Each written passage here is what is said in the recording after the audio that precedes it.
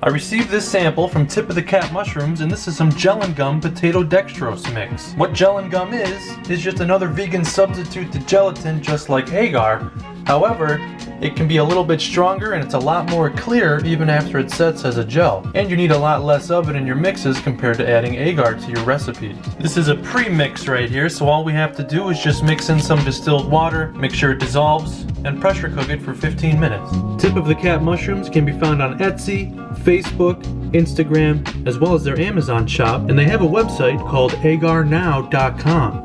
I have a no pressure cooker agar video on this channel. You can prepare that agar the exact same way with a pressure sterilizer, which is how I will be preparing this Gellan Gum potato dextrose mix. As the 90-second mycology YouTube channel expands to wider audiences, they want to see more advanced mycology techniques, and that involves more agar recipes and proper sterilization techniques. But remember, this is not agar, this is Gellan Gum. So should you switch to Gellan Gum from agar in your gourmet mycology projects? We're going to find out in this video.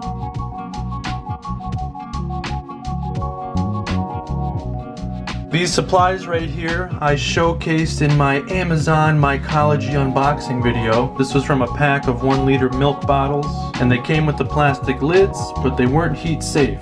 So I'll be stuffing this with polyfill when I go to sterilize this potato dextrose Gellan Gum in my pressure canner. And this is just a cheap 30 pack of petri dishes that are sealed up until we're ready to use them. Although parafilm gives you a nice professional look on your petri dishes, I don't have any parafilm right now. So paper surgical tape will do just fine, otherwise known as micropore paper tape.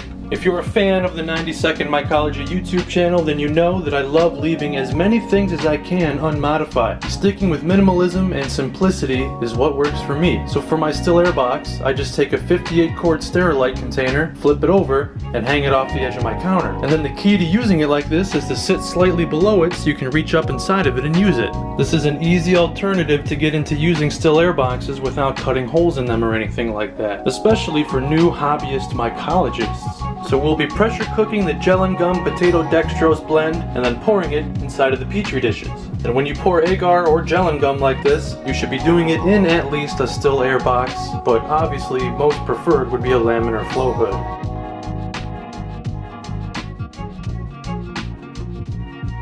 I've poured myself 1 liter of distilled water here, and I'm just going to warm it up on my stovetop just to help dissolve that Gellan Gum mixture. I'm not going to bring it up to a full boil. The water is starting to steam a little bit, so I'll go ahead and dump in the mixture. And I'll just take the time to stir it around, help it get dissolved. And at this point I can remove it from the heat and just going to continue mixing it a little bit, just making sure that's all dissolved in there. I've pre-washed my bottle here with a bottle brush, and I've got my funnel, and now we can work on pouring the warm Gellan Gum mixture into the glass.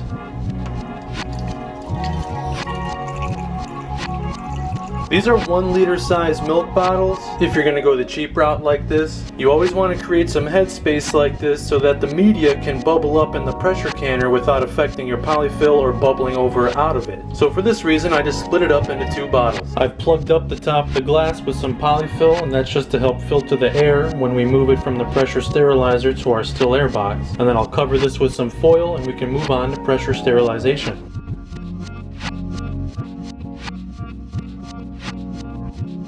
I've started an advanced mycology playlist on this channel where you can find videos like an introduction to pressure cookers and canners. You can learn all about the unicorn mushroom grow bags, and then I even prepared some easy pre-pelletized master's mix, all with my pressure canner right here. So if you'd like to learn more about the operation of one of these pressure sterilizers, go ahead and check out that playlist and you'll find yourself some pressure canner operation videos. We only need to pressure cook this Gellan Gum for 15 minutes at 15 psi. Because it's not like we're trying to sterilize thick, dirty grains. There's a lot less mass in here. It's just a thinner liquid compared to a thick jar of thick, dirty grains. So I have a 16-quart pressure canner here, so I have to do some finagling to fit these big bottles in there. It's just fine if they're leaning a little bit. As long as everything's stable, I've got some jars of water in here to keep everything good, and we can start the cycle. Remember, don't set your timer for 15 minutes until you keep that steady dancing of the weight on top of your pressure canner. Right now I can set my timer for 15 minutes. Timer went off, so turn your heat off and remove your pressure sterilizer from the heat source and let the pressure drop on its own before we come back to it and remove the lid.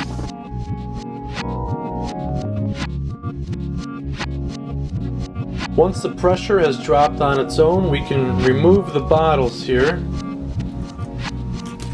Now, if you have a temperature gun, that's great. You want to pour media like this, such as Agar or Gellan Gum, at around 50 degrees Celsius or 122 degrees Fahrenheit. But if you don't have a temperature gun, that's just fine. You want to be careful, but as soon as you can touch it without actually burning yourself and handle it comfortably, that's when we can move it into the still air box and start setting up to pour our plates.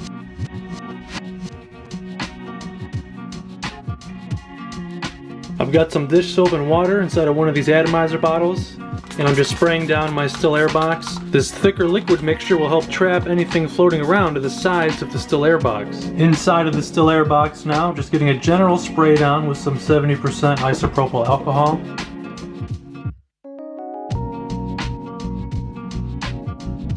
I'm only going to open one pack of Petri dishes at a time, and what I'll do is I'll open these from the bottom so that we can remove the sleeve from the top, and we'll pour them from the bottom on up.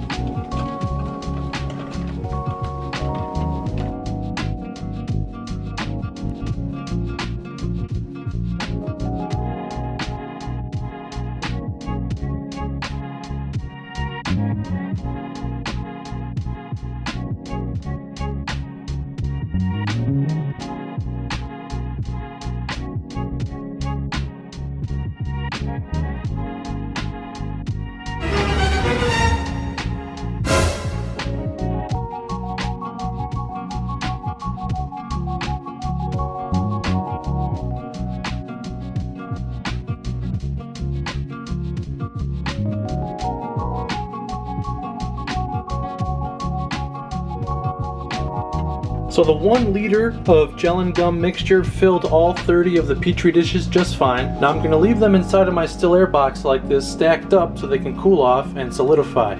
Keep your bags nearby, keep them pretty clean because we're going to slip them right back over the dishes until we're ready to use them.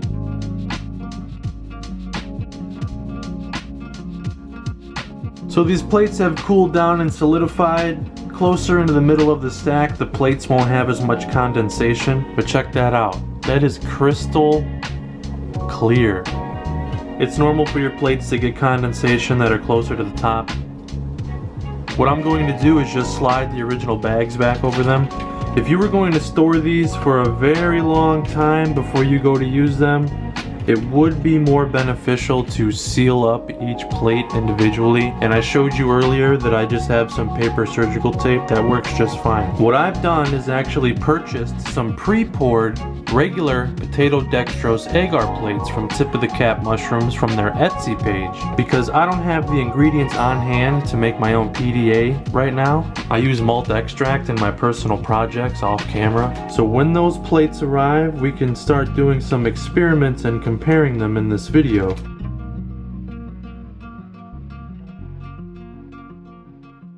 What I'm doing is I've got a gallon-sized freezer bag right here, and then I take a stack of plates, make sure you're gripping the whole stack.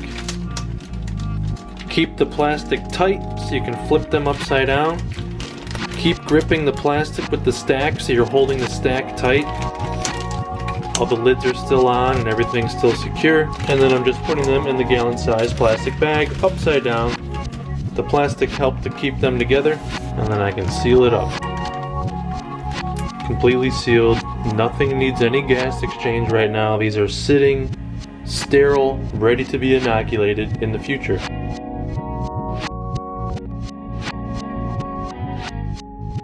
My regular potato dextrose agar came in from the Tip of the Cap Mushrooms Etsy page that I purchased personally so we could do a little comparison. And here is the potato dextrose Gellan Gum that I poured myself. So let's take a look at the agar compared to the Gellan Gum. This is how the agar comes sealed up from Tip of the Cap Mushrooms. It's in a plastic bag. And then they also shrink wrap the plates together for you. So I only need one of them. I'll get this apart. So here I've got the Gellan Gum that I prepared and poured myself, and here is the potato dextrose agar. These are both the same recipe, except one's Gellan Gum and one is agar. So here's the agar. You can see it's a little cloudy, but it's still pretty clean potato dextrose agar recipe. It's labeled right here, PDA. And here's the potato dextrose Gellan Gum. So check out the clarity on that Gellan Gum compared to the agar. That's pretty cool. The reason why this potato dextrose agar recipe has a little bit more clarity than most PDA recipes is because tip of the cap mushrooms uses what's known as potato infusion in the recipe. So most vendors and most average mycologists use potato flakes in the PDA recipe, and the potato flakes work just fine, but they leave behind starches and they'll end up clouding the agar, and you can see a layer of starch usually settles at the bottom of PDA recipes. So what a potato infusion is a boiled potato extract that's been spray dried to create a completely soluble potato solution, meaning that you get all of the benefits from the potatoes, all of the nutrients and sugars, but without the starch. And that way you produce a much more clear PDA recipe compared to the average PDA recipe that uses potato flakes. But you can see it's still just not as clear as that Gellan Gum. Of course, now I have to put it to the test.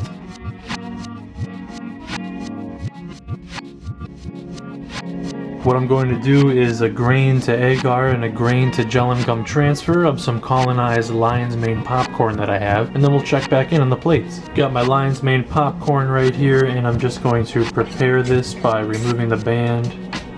For now, I'm going to flame sterilize my tweezers outside of the still air box, and I'll reach in here and just grab one kernel at a time. Nice fuzzy lion's mane kernel right there. Drop this on the PDA, potato dextrose agar, and I'll flame sterilize again outside of the still air box. Select another single kernel.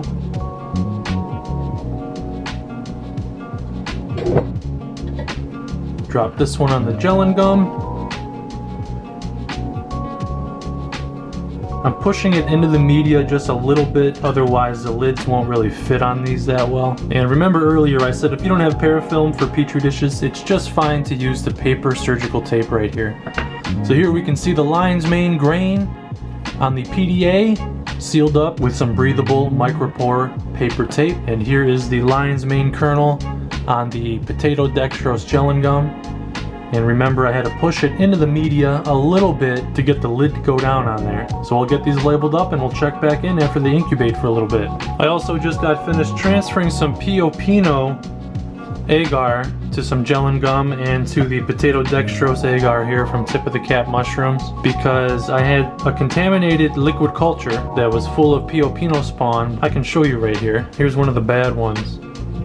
I didn't even take anything out of that one. A couple of them have some salvageable stuff on the edges. Not really. Still bacterial. But anyway, transferred some Pio Pino here, potato dextrose agar, and potato dextrose Gellan Gum. We can take a look at those along with the lion's mane.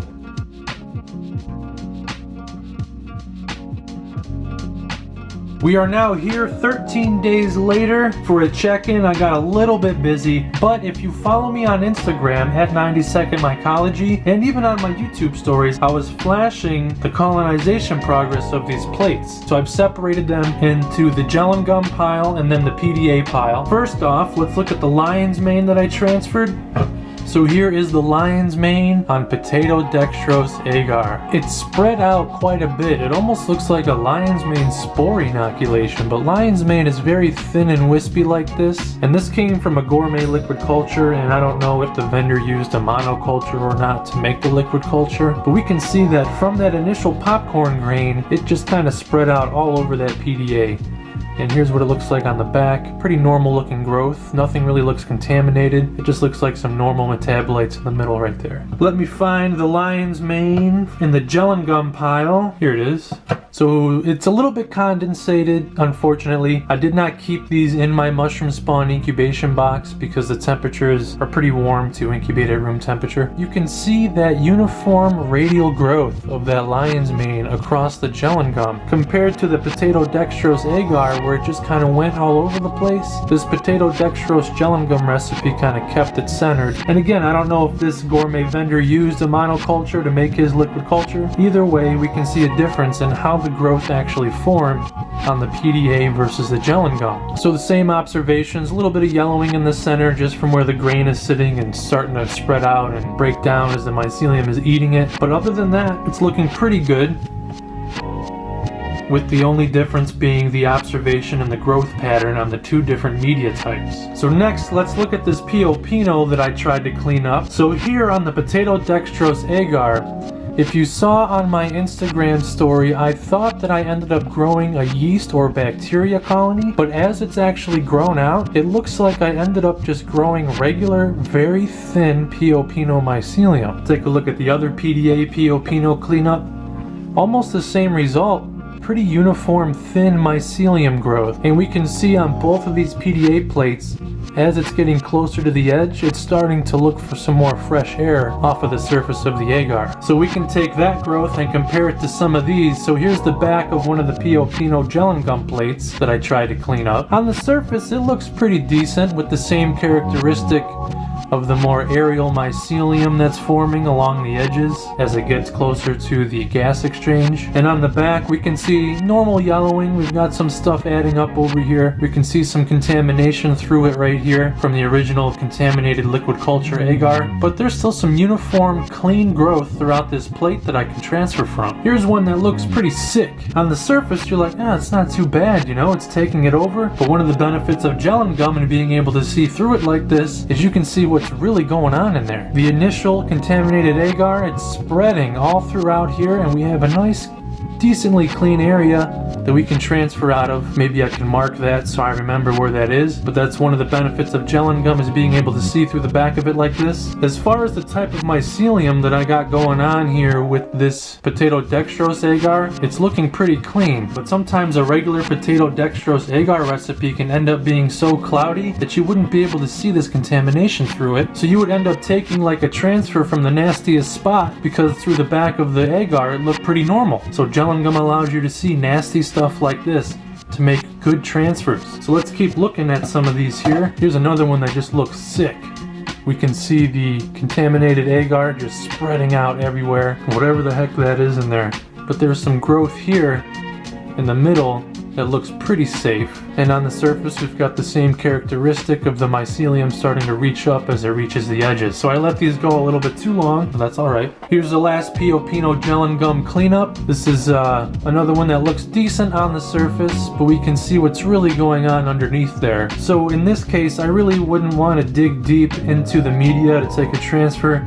Just scraping some off of the surface along the more clean areas will allow me to get some fresh mycelium to continue making transfers. And that's exactly the process you need to do when you're trying to clean up contaminated cultures like this, whether it came from a syringe or an agar plate. This one in particular, the bacteria or whatever this is, started out right here. If you saw it in my Instagram story, it was pretty yellow and orange right here, and then it looks like the mycelium has started to take it over on the surface, but we can see through the back of it that it stopped right here, and then it started to get some clean mycelium growth, and that gives us an idea of where we can try to scrape some good mycelium on the surface. That's what everything is looking like after 13 days later. For the most part, the clarity of the Gellan Gum is pretty cool, and the clarity of this potato dextrose agar with that potato infusion is still decently adequate enough to be able to diagnose some contamination. So here are the 3 potato dextrose agar plates, 2 Pio Pino, and the 1 lion's mane. One more look at the lion's mane Gellan Gum. And then we've got all of these Pio Pino cultures that look decent on the front, but it's very misleading because when we take a look at the back, we can see what's really going on these plates. And that's one of the benefits of Gellan Gum.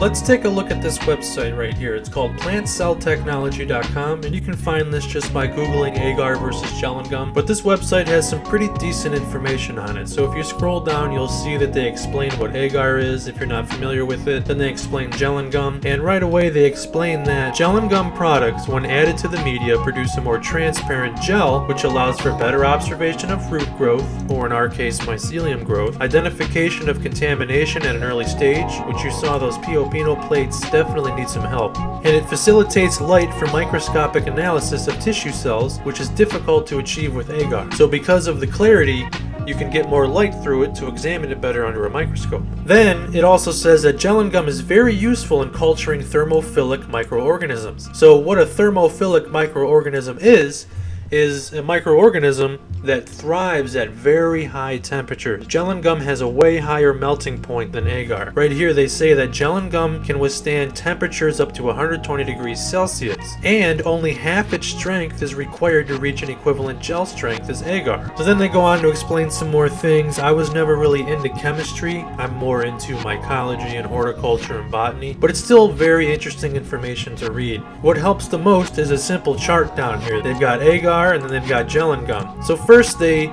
list the melting temperature. Right here, Agar melts at 85 degrees Celsius. Gellan Gum melts at 110 degrees Celsius. Then they've got their temperatures at which they start to solidify. They've got their concentration, their transparency, and a few other things here related to their chemistry. And then they just simply list their applications. Agar can be used to grow bacteria growing at moderate temperature, which is a pretty normal incubation temperature for most bacteria. It can also be used for plant tissue culture application.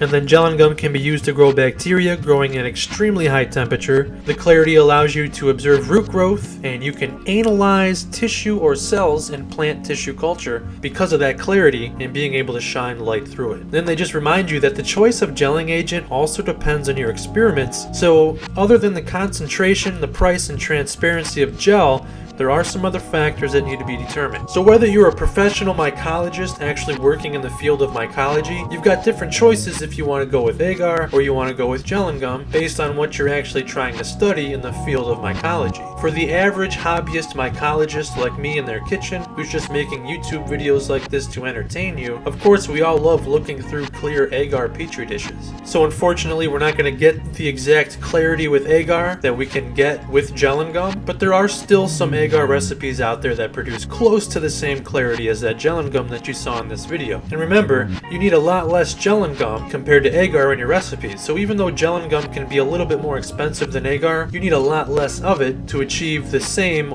or even a better result compared to Agar. So just remember that common sense will almost always prevail in mushroom cultivation, and it all comes down to your own personal environment and your own personal gourmet mycology projects on if you should choose Gellan Gum or Agar.